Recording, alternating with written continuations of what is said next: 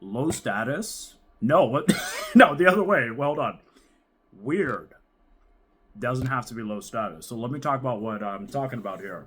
So human beings are deeply, deeply tribal creatures. If we feel like we're not part of the tribe, right?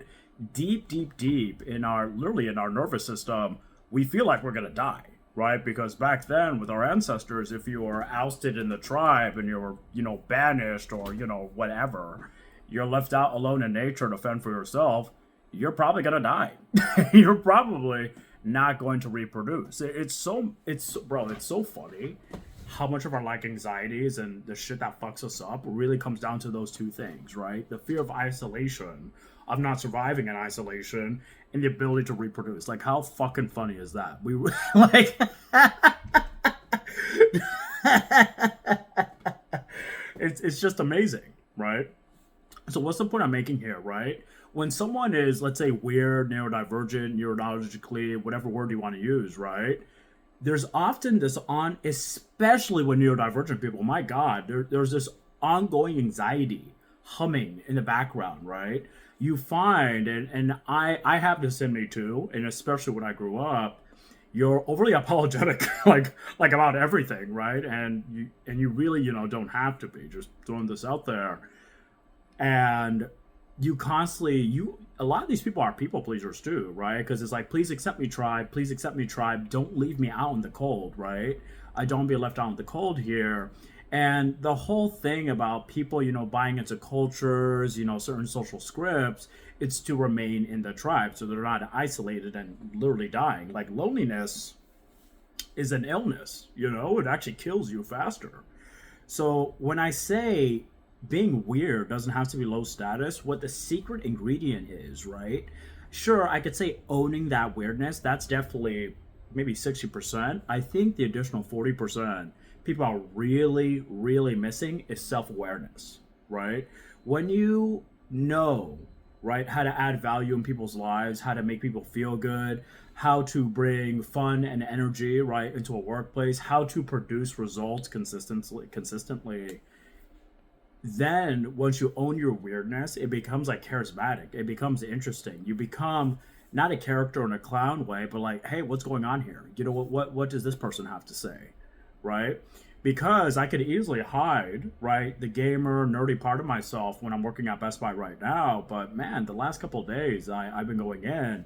I bring my OLED Switch, right, and I bring my copy of Smash Ultimate with like with like all the DLC, right? Like, of course, come on now, and I created kind of like this campfire, right, effect in the break room. And while being a high performer, now I'm not like this isolated, overly intense about his work like person. Now they see a little bit more of the humanity, right? And people really appreciate when you bring life and energy, right, into the world. So when I say own your weirdness, think of people, bro, the people I'm thinking of aren't really like cool anymore.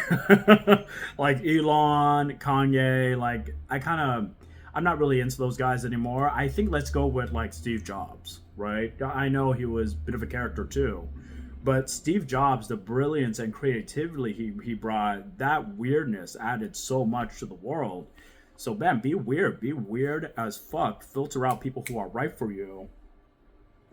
And once you own it and you're socially aware, and you bring value to other people's lives, and let's be honest, you're useful, right? As an adult, you fulfill your role, whatever that would be, and that's your responsibility as a human being to handle that.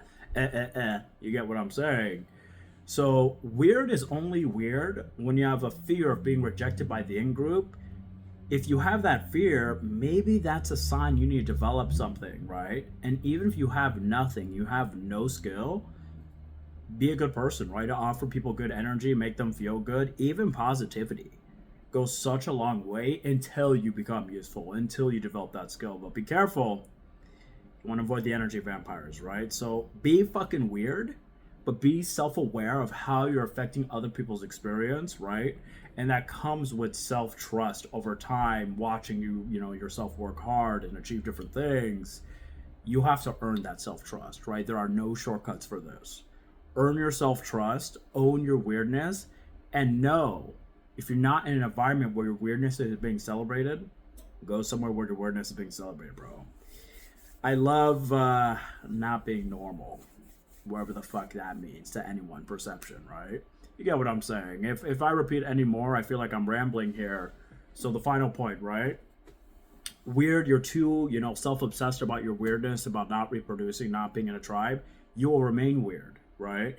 But if you make people feel good, you bring a valuable skill, you're consistent in your results, that weirdness becomes charisma. That's the point.